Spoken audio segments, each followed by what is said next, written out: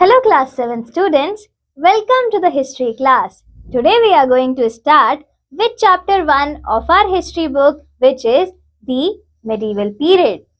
Learning objectives: changing terminology, monuments, count chronicles, regional and religious literature, sources of history, coins, biographies and autobiographies, calligraphy, inscriptions, paintings and sculptures, travelogues. Let's warm up. Given below is a picture of Qutub Minar in Delhi. Now answer the following questions based on your understandings or with the help of your parents. A. Who built this monument? B. Where is it located in Delhi? C. In what way the inscriptions engraved on it is important? Application skills. Religion started gaining importance and this led to construction of many temples.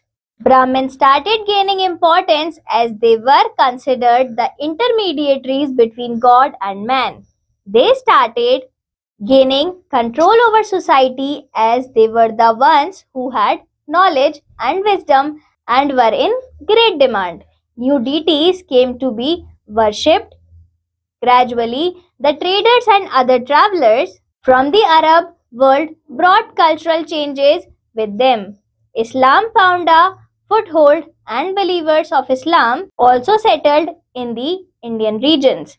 Later, the Mughals came into India during this period and they started ruling, which brought in more cultural changes. The mix of religions has both advantages and disadvantages. While people can learn from each other, they also can get divided by their religious learnings. This is what happened in the society, and the society started getting divided over religious lines. Now answer the following questions. A. Who were considered intermediaries between God and man? B. Which religion found its foothold in the Indian regions? C. What were the advantages and disadvantages of mix of religions? The study of the past is divided into three periods: ancient, medieval and modern periods. The medieval period lies between the ancient and the modern period. It is also known as the middle period. This period lasted for almost 1100 years. From the early 8th century to late 18th century, many changes in society, economy, politics, religion and culture were made in the 8th century, which initiated this period. Similarly, further great changes that took place in the 18th century ended this period. After that, the modern period started. The medieval period is divided into the early medieval period, 8th to 13th century, and late medieval period, 13th to 18th century. The Palas, Pratiharas, Rashtrakutas, Cholas and the Rajputs ruled during the early medieval period.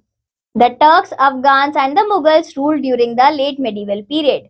By the end of the 15th century, European traders started trading, and around the mid-18th century, they became a political force in India, marking the end of the medieval period. Fact file: Yoga has its origin in India and has existed for over 5,000 years. India never invaded any country in her last 1 lakh years of history. Changing terminology. India was known by different names during different periods of history. Jambudvipa, Aryavarta and Bharatvarsha are the earliest names given to our country. With the coming of the invaders from Central and West Asia, the name was modified as Hind. It was because of the river Sindhu.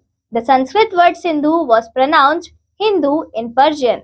In the 13th century, Hindustan denoted areas around or beyond the Indus River. Babur, who was the founder of the Mughal Empire, used the term Hindustan to describe the geography and natural vegetation of the subcontinent. The word Hindu turned to Indi in French. In the 19th century, during the British Raj, the word Indi was used in the English language as India. In Sanskrit literature, the country is called Bharat. The Indian constitution uses both India and Bharat to describe the country. Fact file: the name India is derived from the river Indus. The Aryan worshippers referred to the river Indus as the Sindhu. A lot of changes were seen in the medieval period. New technologies and ideologies came along the people who came to our subcontinent. The Persian wheel in irrigation, the spinning wheel in weaving, and firearms in the combat were invented. This is the image of the Persian wheel. New foods and beverages arrived in the subcontinent like potatoes, corn, chilies, tea, and coffee. This was the time of explorations and great trading opportunities. Because of the trade, India interacted with other countries. Many European countries started trading in India. Along with them came their religion, cultures, and traditions, and slowly India became a land of integrated culture. This was also the time when North and South India interacted. New languages came with the people who came here. Existing and new languages created integrated languages. They were pronounced differently in different regions, and dialects were created as decades passed. New religions like Islam and Christianity came to India. These were accepted and given equal rights and respect. The Muslim dynasties, particularly the Mughals, provided many centuries of political stability to the country. This led to an increase in trade and the rapid growth of towns and cities. Caste system also became rigid by the end of the medieval period. People were divided into jatis or subcaste depending on their occupations. The status of the same jati could vary from region to region. Caste system also became rigid by the end of the medieval period. People were divided into jatis or subcastes depending on their occupations. Fact file. There are 3 lakh active mosques in India, more than in any other country. Until 1896, India was the only source of diamonds in the world. Sources of history. Just like the ancient period, the information about the medieval period is derived from the archaeological and literary sources. Unlike the ancient period, the medieval period has an abundant amount of sources to study. The monuments that were created and the books that were written in this period are still available for study. Historians use different sources to know more about the past depending upon their study. A good historian carefully uses the different sources of history and then analyzes and interprets them before writing the intended history. Archaeological sources. Archaeology deals with the material remnants of past civilizations. Archaeological sources include monuments, coins, inscriptions, paintings, and sculptures. They are excavated by archaeologists and studied to know more about the past. Archaeological sources also include temples, palaces, mosques, forts, tombs, utensils, tools, weapons, ornaments, toys, statues, ruins of old buildings, etc. Massive stone temples were built in India in the medieval period, especially in the south. Some examples of temples are Khajuraho, Konark, Ellora, etc. Coins issued at that time are important as they give us information about important political events and people. Paintings are also very important sources. They tell us about the customs, food habits, dress and jewelry of the period. However, they tell little about the common people. These are the images of some archaeological evidences. The first one is Khajuraho and the second one is Kailash Temple at Ellora. Inscriptions. When we engrave something on a book, wall, pillar or a monument, it is called an inscription. The study of inscriptions is called epigraphy. There were a lot of rulers and dynasties that flourished in our country in the medieval period. They left behind these inscriptions in various languages. This inscription consists of important texts or symbols that reveal information about the past. They usually contain the achievements of the rulers or the laws made by them. For the medieval period, we have plenty of material ranging from the Chola's inscription to the inscriptions on the wall of Taj Mahal, the Red Fort, the Qutub Minar and the Rajput palaces. Monuments. A lot of palaces, forts, temples, mosques, tombs and other buildings were built in the medieval period.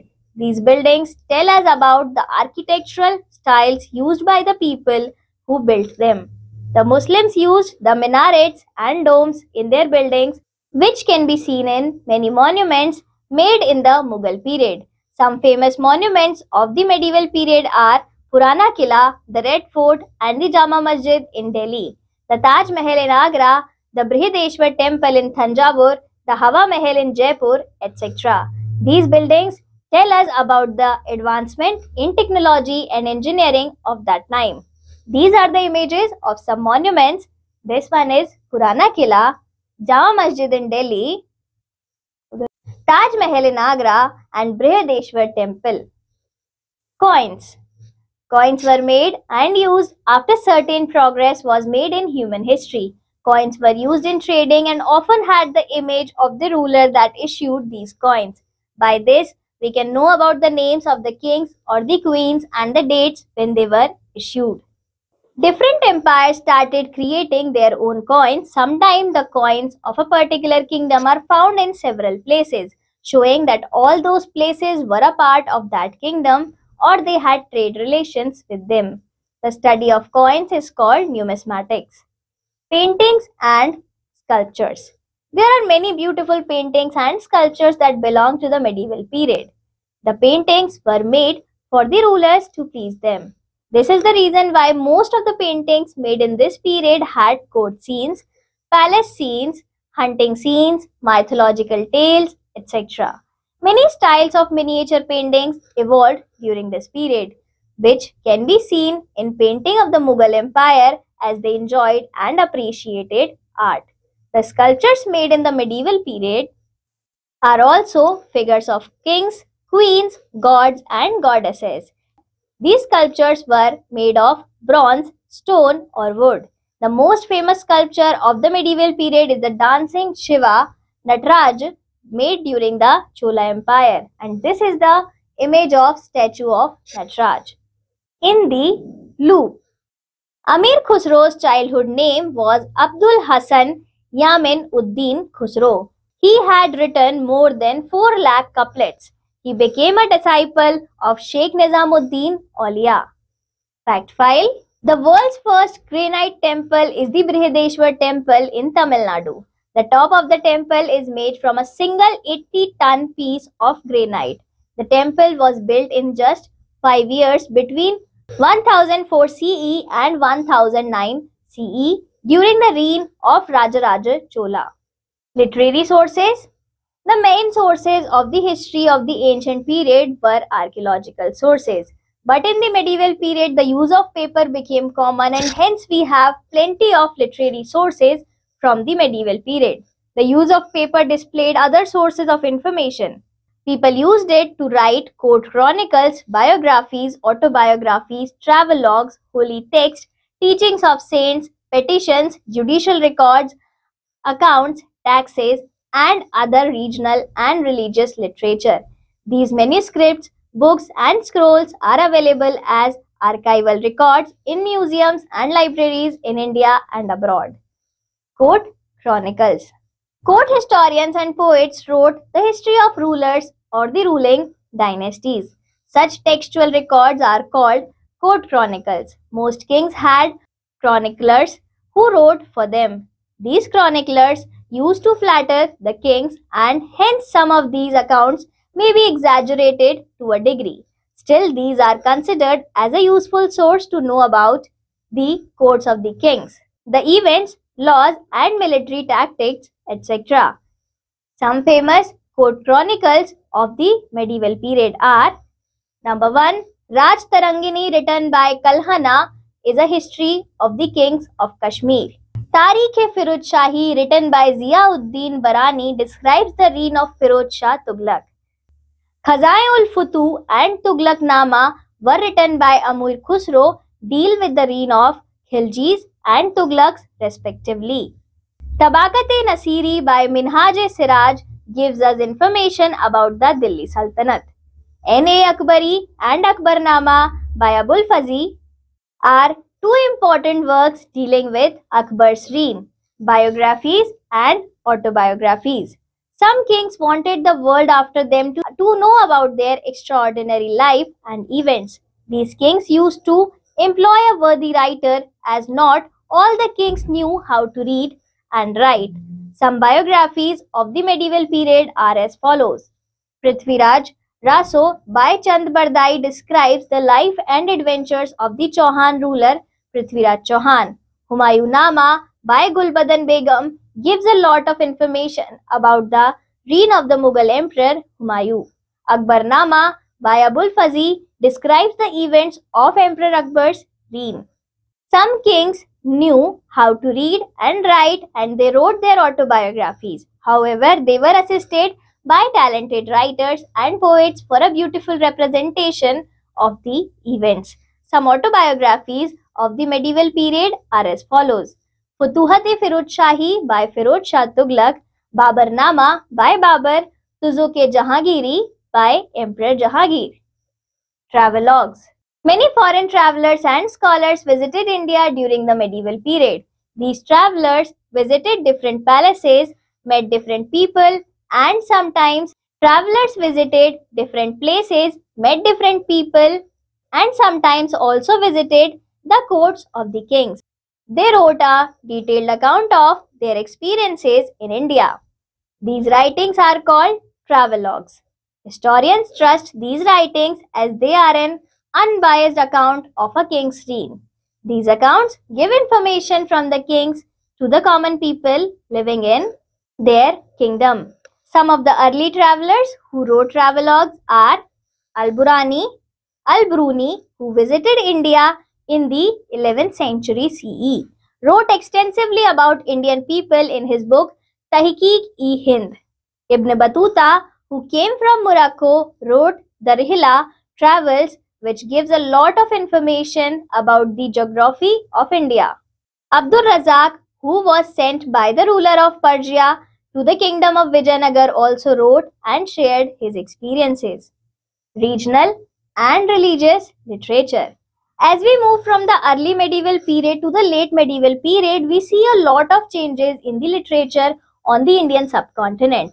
Poems, stories, and dramas were written at that time, which also helped the historians to reconstruct the life and times of that age. Gita Govinda by Jayadev and poems by Pampa and Basavanna, Kabir, etc. are some gems of the medieval period. During this time, the Bhakti and Sufi movements became popular. The Bhakti and Sufi saints wrote a lot of poetry which reflects the times they lived in. Even the Ramayana and Mahabharata were translated into regional languages during this period. Calligraphy. Many of the handwritten scripts in the medieval period were rewritten in a stylish and beautiful manner. This kind of decorative writing is called calligraphy. The tradition of calligraphy was also there in the ancient period. The Persians and the Turks influenced it, and hence a distinctive calligraphy style was born. Calligraphy was used extensively to decorate monuments, pillars, and tombs. The calligraphers used floral and geometric designs on the walls and minarets of these monuments. All these literary sources are called government documents or archival records.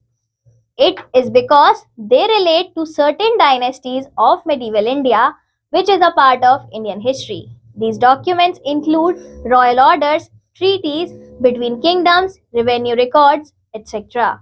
They enlighten us about the administrative policy adopted in the medieval period and help the historians to reconstruct medieval history. Fact file. The term navigation is derived from two Latin words navis, ship, and egere, to drive. The Sanskrit term navgat is also sometimes referred to as the origin of the word navigation.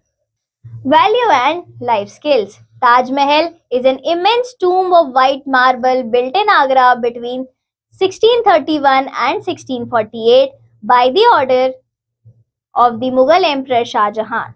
The Taj Mahal is the jewel of Muslim art in India and also one of the universally admired masterpieces of the world's heritage. Do you know the story behind Taj Mahal? Taj Mahal was built by Emperor Shah Jahan in memory of his beloved wife Mumtaz Mahal, who died during childbirth. Recapitulation. The 8th to the 18th century is regarded as the medieval period in India.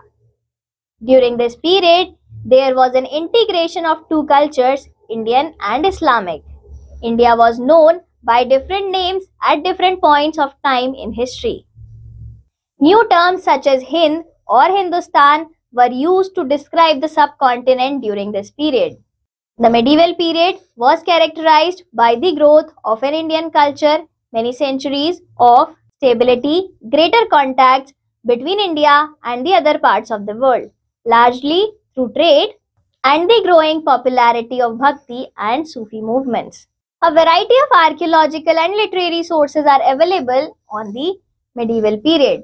Literary sources include court chronicles, biographies, autobiographies, travelogues, holy texts, teachings of saints, petitions, judicial records, accounts, taxes, and other regional and religious literature.